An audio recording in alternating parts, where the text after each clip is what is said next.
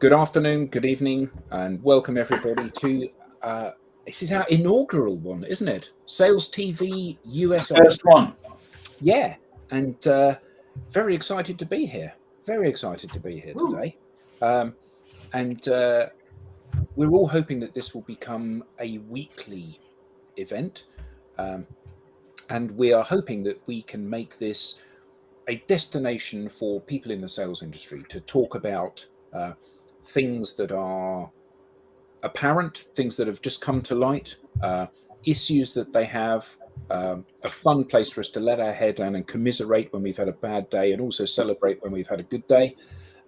This is not a sales pitch. It will never be a sales pitch from any of us, nor any of the guests that come on. It will hopefully be a point of education and entertainment for one and all. So before we get into the meat of the debate and the conversations, let's go around the horn and introduce ourselves. So Alex. Hello all, Alex Abbott and founder of Supero, B2B sales consultancy. Rob. Good afternoon, everyone. I'm Rob Durant, founder of Flywheel Results, and we help startups scale. Just quickly, it's only afternoon for people on the East Coast, isn't it, though? This is true. This is Rob. This is a US-centric. Make sure you should go, good morning. Have you got your coffee? We would go tea, but we now have Americans response to English tea. Absolutely. Andy.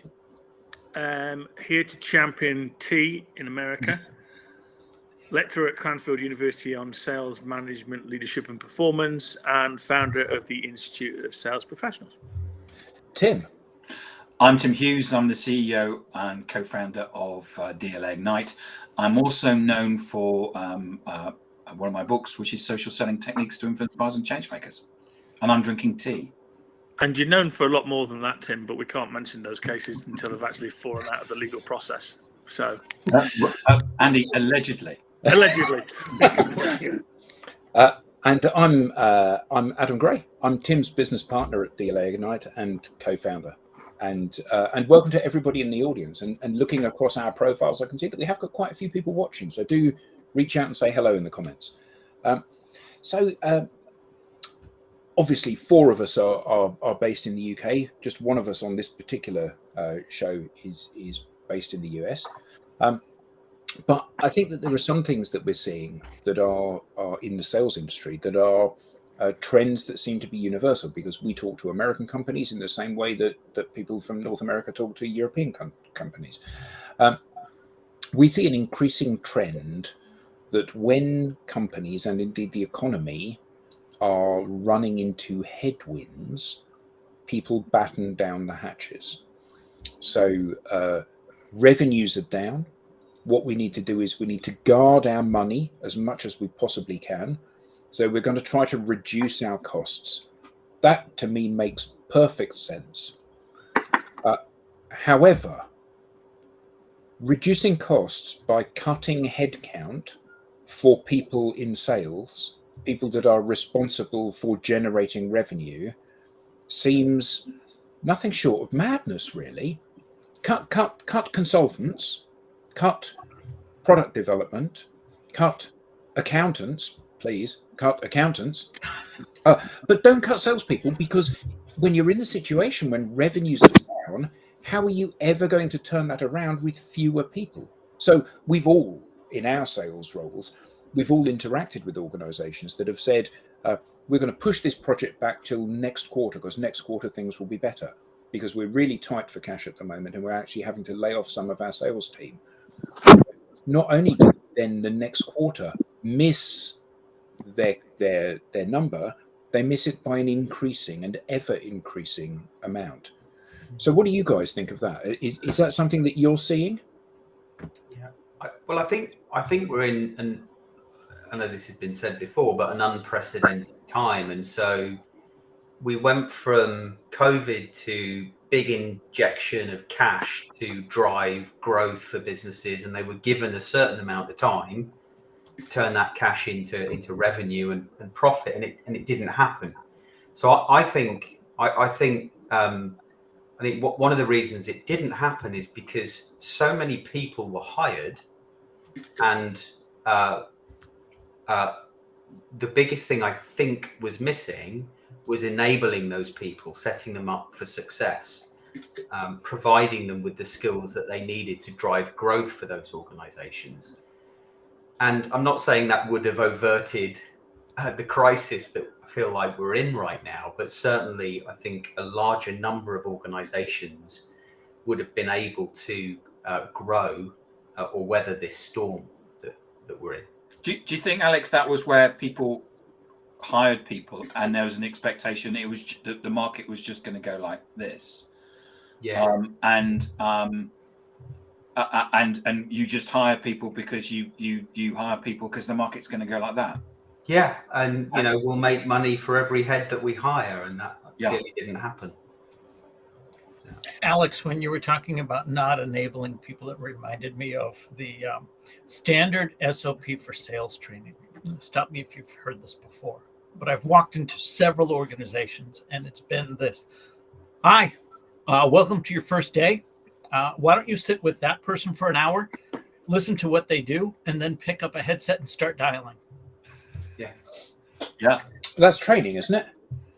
Well, that is training. That's onboarding. That's onboarding, though, isn't it? Yeah. Beautiful thing, baby. Yeah. I actually think there's a quite almost a perfect storm that we've kind of not even begun to appreciate yet. So I get everything that you're saying, Alex, and I think the context is there's this concept that you could always fire a salesperson quite easily. The red pen would come out because you could find another one.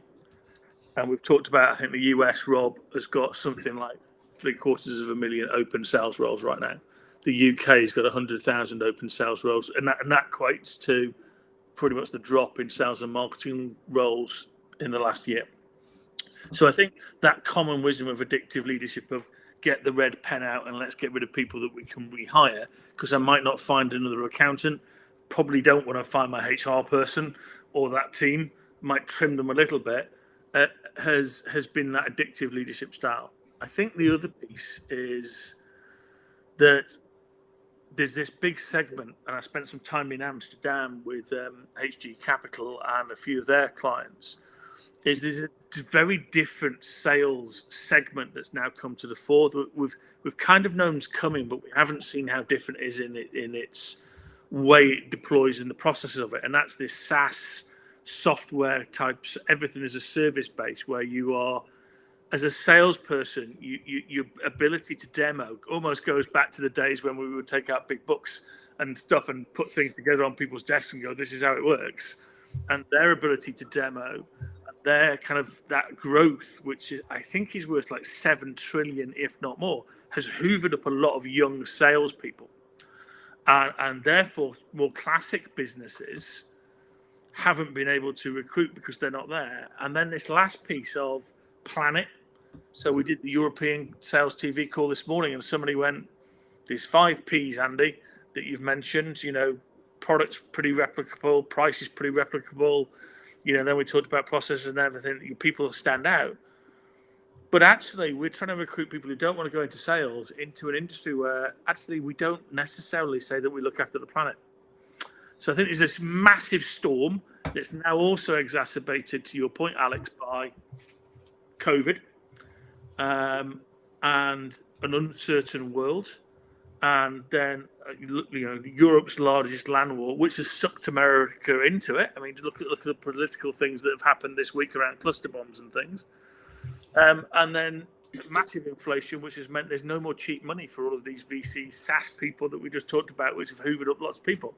So we're not going in a 10-year cycle of massive shock now. We're going in a year's cycle. Mm. And that's causing, I think, us, we've got to think over the horizon and figure out how we look at this and how we look at young people particularly and go, this is great. And if we don't fix this and organizations don't play their part, we're not going to drive the economy. We're not going to do international trade. We're not going to do all the things which sales is, but we don't call it sales because it's a dirty word. But isn't that isn't that a fairly fundamental issue that has to be addressed? You know, the older I get and the more experienced I get in business and in life, I recognize that without exception, sales is the most important function within any organization, because without it, everything else fails. You know, you can do without an accountant for a degree of time. You can do without product development for a degree of time. You can do without market. But if you're not actually selling anything, if you're not generating any revenue, the organization ceases to exist. So why is sales so often thought of as an afterthought? Why do we? And why is sales? I mean, we've talked in the European version of this, is that why, certainly in Europe, we're not seeing people at schools saying, I want to be a salesperson. Absolutely. I know the answer. Because sales is yucky. Sales is evil. If sales didn't screw up somewhere, we wouldn't need the rest of the departments. Yeah. Or so the theory goes. And you know, with the feedback that we get from SDRs is that it's a horrible job. Ringing people The up. way it's executed now, ringing people up every day and being told to go away. It's a horrible job.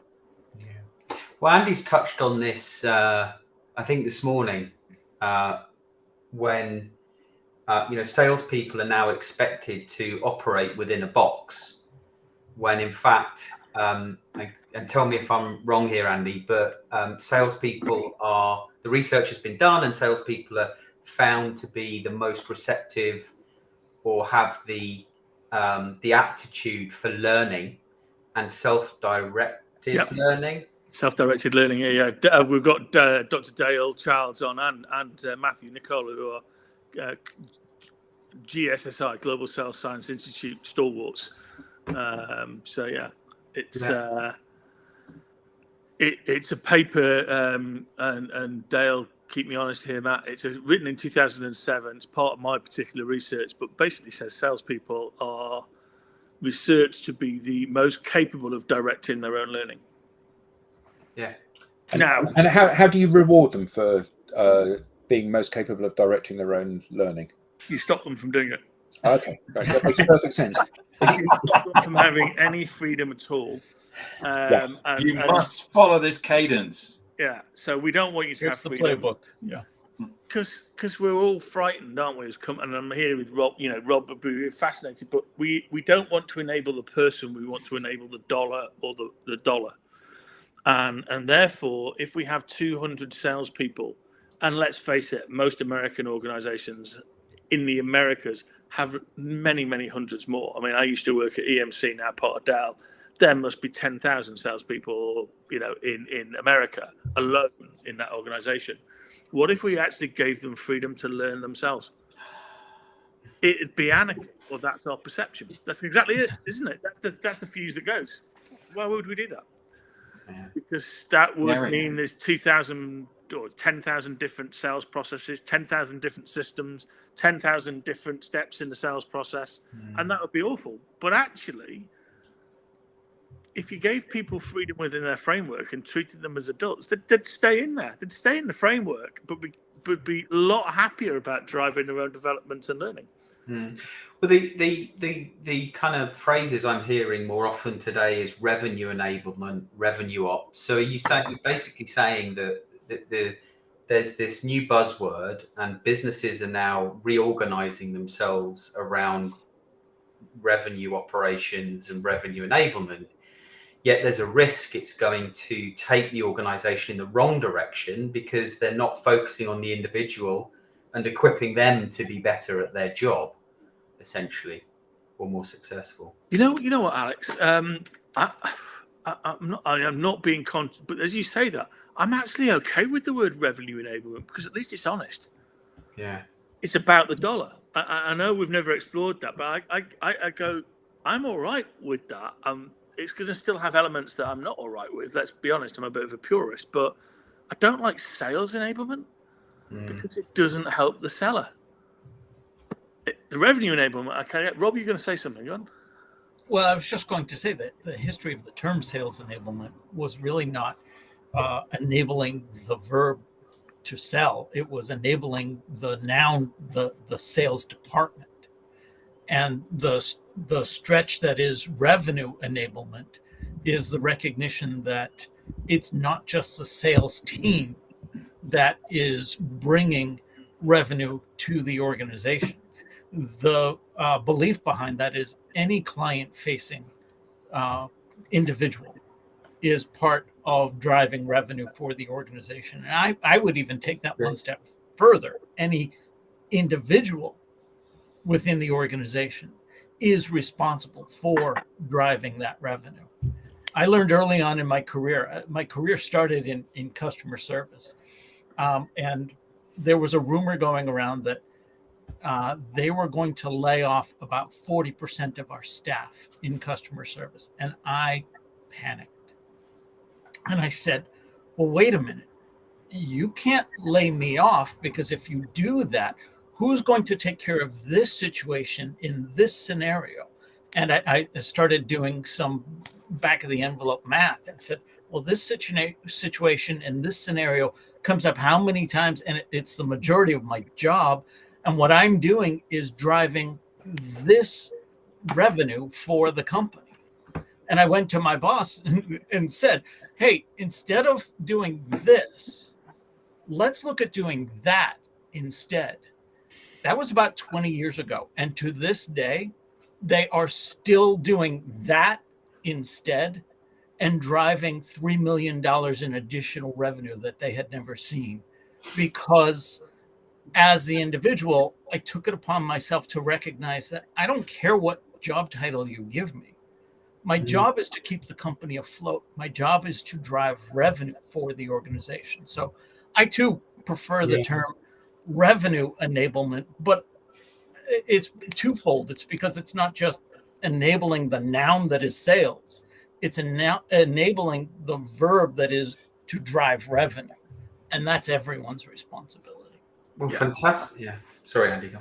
No, I was going to say, what I wanted to do is that leads into customer centricity, though, doesn't it? And Dale, Matt, Chip, please put some. But customer centricity has been researched quite a lot by academics, and everybody loves it. I mean, there's a great cartoon, isn't there, where somebody's going to a senior executive walking into a room, going, I have the voice of the customer on the phone for you here, and he went, "Well, I'm way too busy. I'm going into a meeting about centricity." And the whole thing is like, hang on, to your point, Rob, everybody is responsible for it. But this is then back to enablement. So I did some work with a company very, very recently, £3 billion Swiss-owned company. Lovely. Their culture, their leadership, their style is stellar, and I'm not just saying it. They are brilliant. They care for their people way better than I've seen many organizations do it. But they introduced some processes that meant they lost customer centricity. And when we interviewed them, and when we surveyed them using literature scales, they knew it. They self-diagnosed and went, our processes don't let us do this. And we're not as customer intimate. And yeah, those things, those little humanities about, I'm a service engineer, so I go on site, but I don't necessarily have those three questions that I ask the people who I'm dealing with, going, well, what else have you got going on? And what other projects have you got coming down the line? And we get driven by task, because somebody goes up the scale. I want to press a button and realize that everyone's done the task that I asked them to do today. Yeah, we're a long way from moving from the ROI to the customer experience. I mean, companies talk about customer experience, but every conversation that I'm privy to is about, well, what's the ROI for that? Yeah, I don't. You're fueling the fire. It's the end of the day, mate. I hate customer experience as another concept, because it's just total bullshit. It's about customer relationship quality. And, everyone goes, I've got a net promoter score of 4.8%. And it's like, actually, what are you doing? What's a salesperson doing with the customer as a set of individuals and how are they building that experience of all the emotions why we buy? We talked about it. Trust, 52% of why anyone buys anything is trust. Empathy, all of the emotion. How do you engage an organization and all of its people and build those relationships? And you guys know it, because the first step is you three, Adam, Alex, Rob as well, Tim. The first thing is your personal shop window, your social profile. So you talk to me about how the hell do I even get a profile that makes somebody want to go, you know what? And Adam, you and I have had an attractive and appealing. Come on, you tell me. How does that happen now? Product demo, mate. That's what you need. Yeah. Discovery call. Yeah. Well, Andy, it's part art and part science, really.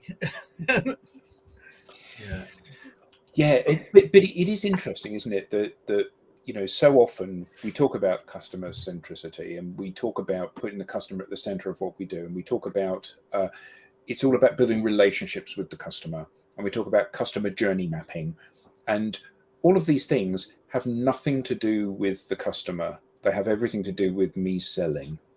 Yeah. So it's customer journey is not mapping the customer's buying journey, it's mapping my selling journey. I want to build a relationship with the customer. No, I don't. I want to build a commercial relationship with the customer. There's a big difference between the two. And actually, I think that part of the challenge here is that when we are too focused on the sale, on the closing bit, no one wants to be closed these days, as Grant said this morning on the call. Nobody wants to be closed these days. We have moved beyond that. People want to buy with confidence. And we need to think about how we can transition to that. Sorry, Alex. Yeah, sorry, I think there was a delay there, Adam. I thought you'd finished. I think there's a lot of sales leaders out there that understand that and are quite happy and no doubt, and I'm thinking of myself here, right? No doubt develop an approach that equips their sales team to adopt that more buyer-centric, buyer-focused approach. However, the organization doesn't give them the time for that to work. And so they run out of time, run out of runway, they're under pressure to forecast deals. And that ideal buyer-centric approach has to go out of the window. They either get fired or they have to change their approach because they didn't have enough time for it to work. Oh yeah, my observation was not a criticism of salespeople; it was a criticism of sales processes, because these are exactly the same salespeople, or where the revenue engine of the organisation says we need to increase sales by 15%. So the way that we're going to achieve that is by cutting 15% of our sales force. Yeah. In what universe does that make any kind of logical sense at all? And I'm agreeing with you. I think I'm appealing to the audience, because I do see that as a problem here. So a headhunter friend of mine contacted me last October, and he always says that he sees downturns and recessions before other people do. Because what happens is that people start turning a tap off in terms of the recruitment. Now, coming out of COVID, he never had it so good in terms of the. There was we saw that we got some stats, which was there was 5 jobs for one person. So you could quite easily walk out of one job and walk into another, and move from job to job. And what he saw in October of last year was this. People gradually turning the tap off, and he was, putting out LinkedIn questionnaires about, are we in a recession or are we in a downturn? And here we are in July of 2023. So we're now, so kind of what happened was that people started turning the tap off in October. That we then started seeing all the layoffs taking place, and we are now reaping the rewards of the strategy that they put in place. At the beginning of the year, in terms of we're going to lay off 10, 15, 20% of the staff. And we're now in the situation, from what I understand from the LinkedIn figures, that there's now 5 people for one job. That's a very significant. So just say that again. It's Yeah. five. So if one job, 5 people. Yeah. Well, So what you would call dirty statistics or whatever you call it, which is basically just taking I'm okay with that. I'm just trying to get it in my head. Yeah. So the people that are saying on LinkedIn that they're active for work. Yeah. And then the jobs that are available on LinkedIn at the moment, there is, give or take, 5 people for one job, and that's taken since 12 months ago. It was 5 jobs for one person. So I like the contention in it. I don't buy that, and the reason I don't buy it is the BBC ran something today which was, we're not out of inflation in the UK. Rob, apologies, it's my only data source because I've not looked in the US, but wages are increasing.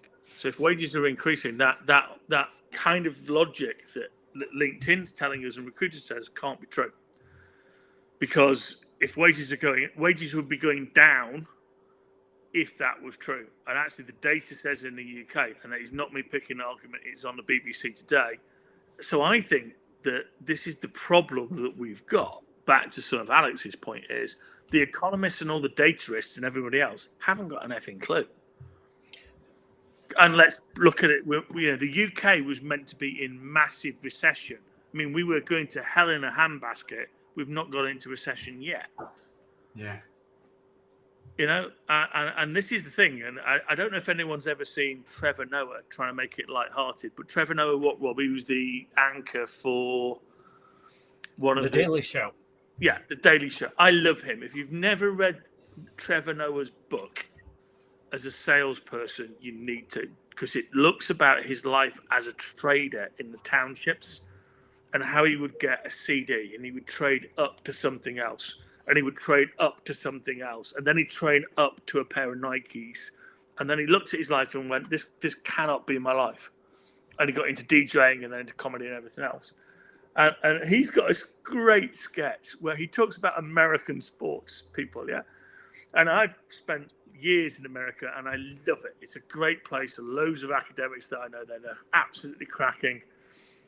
But let's be brutally honest in terms of looking at economists versus anybody else's capability.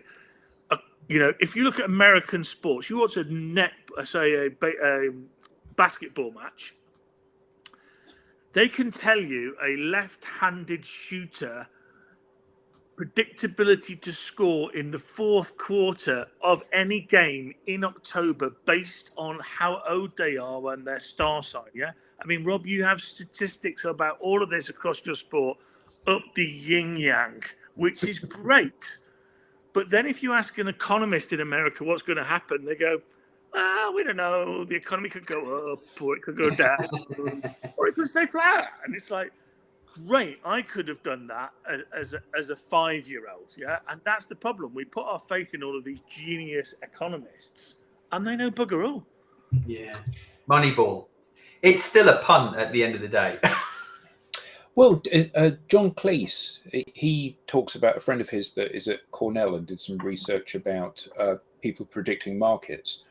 And this guy at Cornell deduced that if you take all of the predictions over the last 25 years that are done by experts and you compare them to just randomly choosing stuff, there is no difference in performance between the two.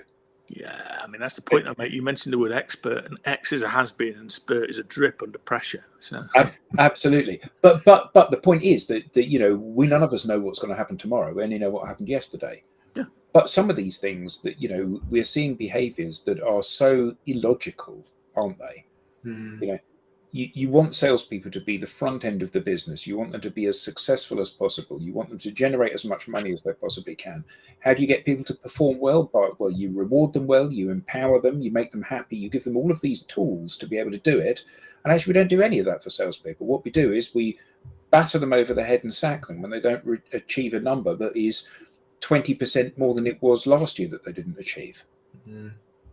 But the American is it Southwest Airlines, Rob, that basically the CEO caused a huge amount of consternation. But if we go back to it, it's probably right, but we don't do it in sales. or commercial. And what he said is, my customers aren't the most important thing to me. And everyone went, what do you mean? He went, no, my people are the most important thing for me. And he turned around and he went, if an airline goes down, who the hell gets my customers off? It's my people. So if I treat my people really, really well, they'll give my customers a great experience. And that we've forgotten that. We don't treat our employees as if they're our most valued asset and they're our customers. And if you do, it has been statistically shown that your customers will feel more wonderful and give you more revenue. Mm-hmm. So why aren't these learnings fed back in terms of how organisations behave? Well, they are now, aren't they? Because everyone's going to be watching this. But apart But from they that, don't know how. How do I treat them? Do we just stand around and sing Kumbaya?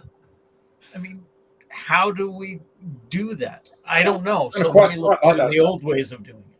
What's that? I said I kind of quite like that strategy. What, singing Kumbaya? Yeah, it's They get his guitar off if he asks for a request, he does do requests. yeah. As long as it's Kumbaya. Yeah. Yeah, I can. Can you sing Far, Far Away? Yeah, I can go a long way away, mate. Don't worry. But I like Chris Capon's point on this, and I've known Chris for a good old 10 years, and he's a great sales leader. But he's right, it's about sales leadership, and we talked about it this morning on the Europe version. It's the authenticity and vulnerability of leadership that fundamentally will dictate whether people will follow you and want to work for you and be there.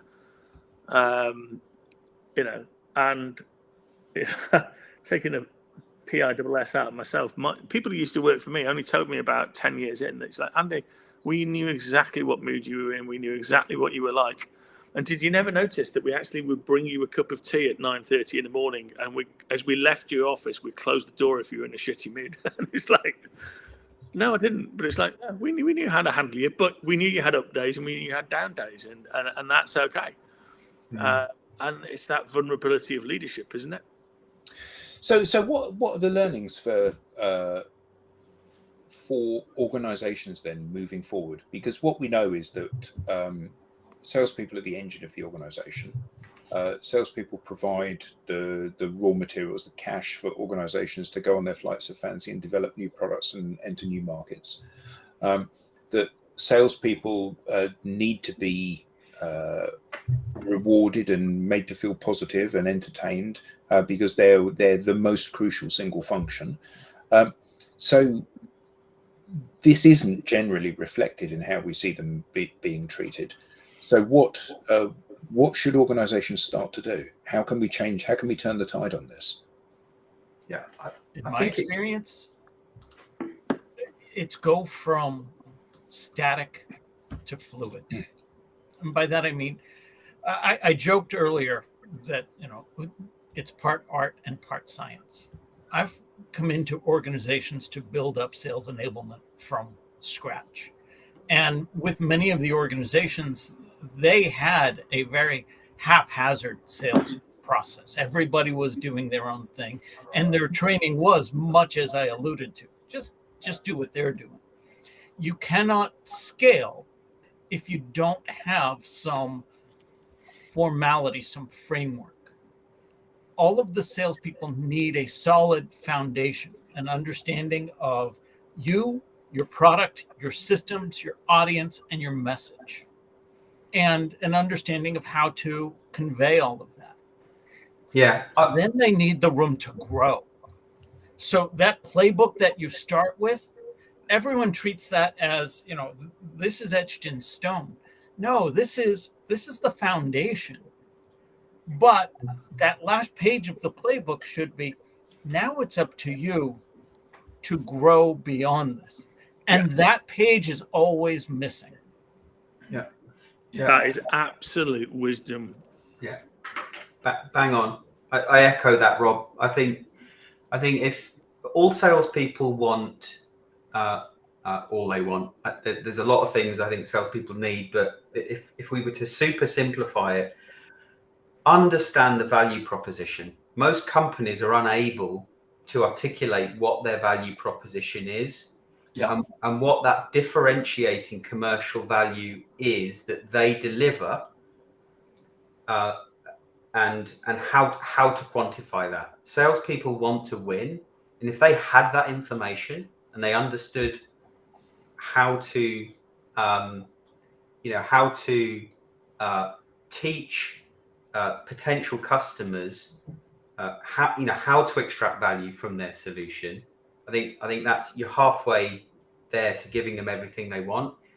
Teamwork and feeling that sense of belonging, combined with a detailed understanding of what that path to value is, so that salespeople can then take it upon themselves to then explain that to their potential customers in order to win business and make those customers happy. But that's easier said than done, I think, and a lot of companies lose sight of that. Actually, it's incredibly easy. I can teach you right now in 5 steps. I have a very fun exercise I've done with organizations when I'm doing the onboarding. I start by asking them to give me the elevator pitch. And 3 paragraphs, 3 pages later, okay, great. Couple of things here.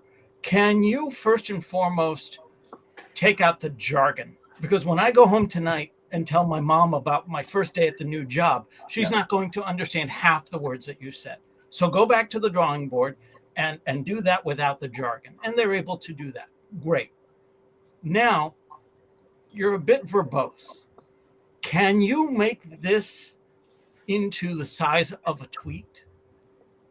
Okay, and they go back, and that's really hard. Saying less is sometimes harder than saying more. Okay, great. You've done that. One last step. Can you stop starting with yourself and start with me, the customer, instead? Flip the script. And by the time they do that, they have an elevator pitch that is so powerful, so unique, so innovative. Their message gets listened to because the other 99 that they're competing against are stopped before that last step. Start with me, the customer, and you have my attention.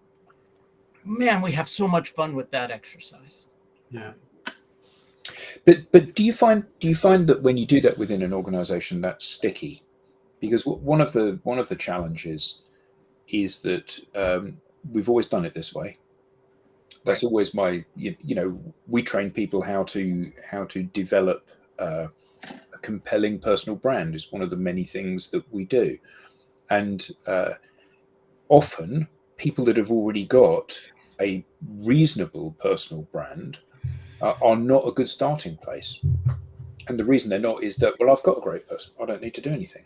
And actually, often starting from a much lower baseline is incredibly powerful, simply because people are starting from a place where they haven't got any preconceptions.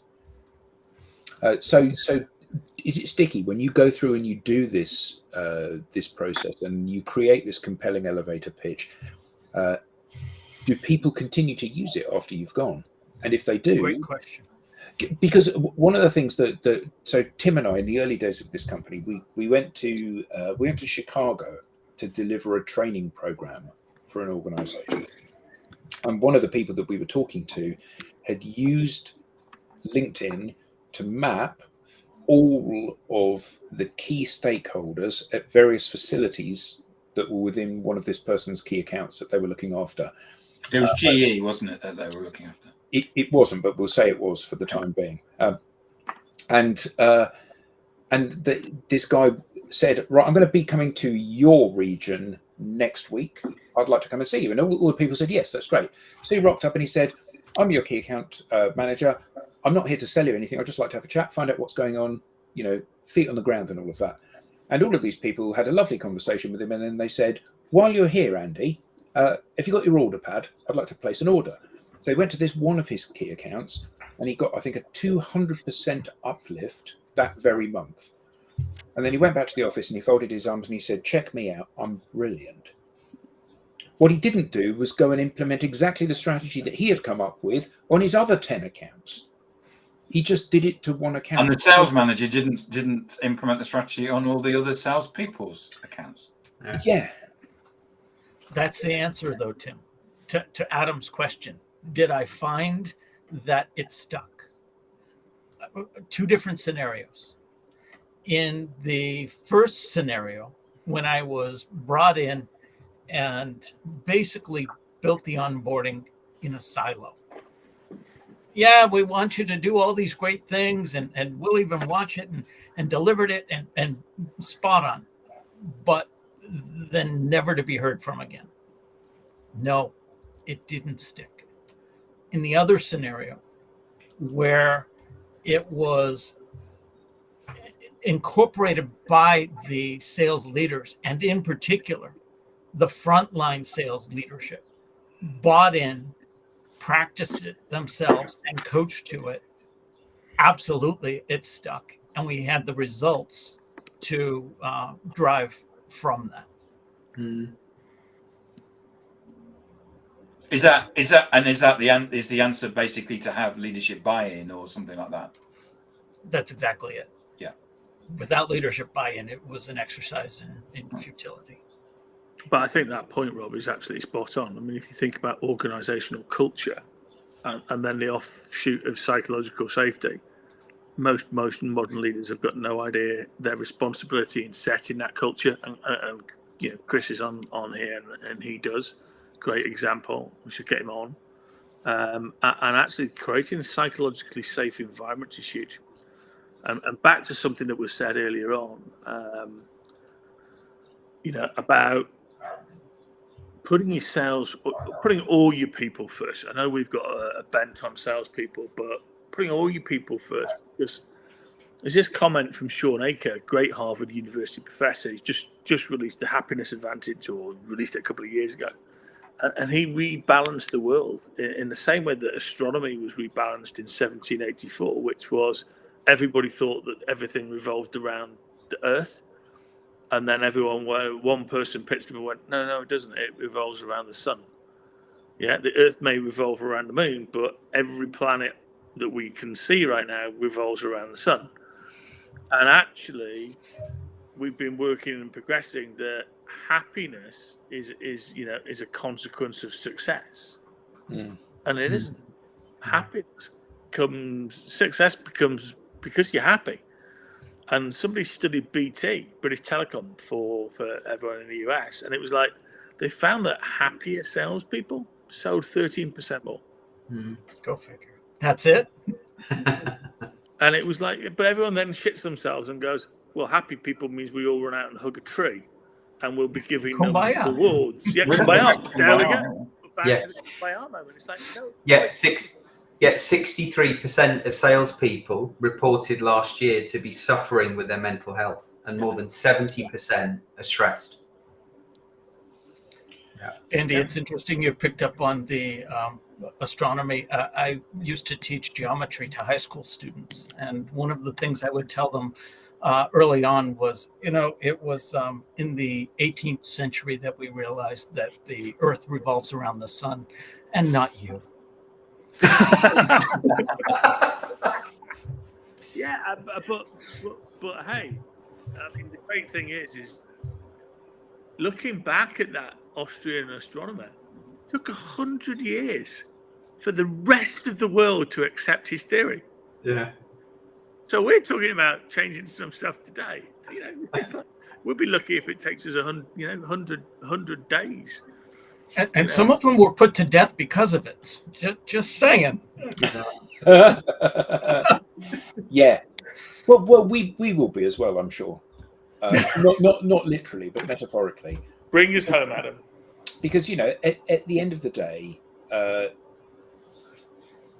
we need to change the narrative. We need to change the structure. We need to change the operations of how sales happen. I know that we as a group are doing our bit to try to push this change through, to make salespeople happier, to make them more effective, to make them feel more valued, to make them to give them the recognition as being the engine that drives business growth.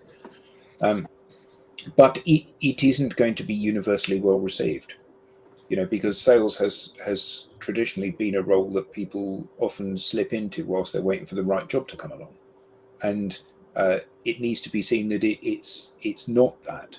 It is a crucial part of business and the most important part of every business.